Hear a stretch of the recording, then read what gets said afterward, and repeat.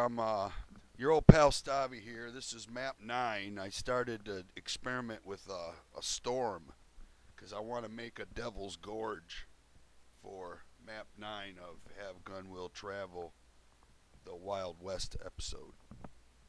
So what I did was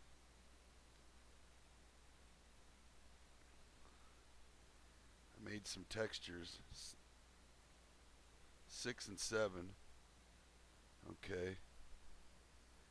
This is where when the lightning strikes, it lights everything up.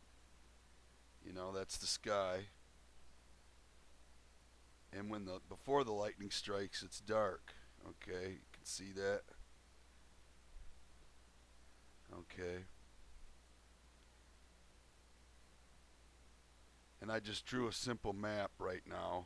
There's nothing in it but a floor and a ceiling and some walls. It's big, but here we'll play it and you tell me what you think here. I thought it turned out pretty neat, but let's watch.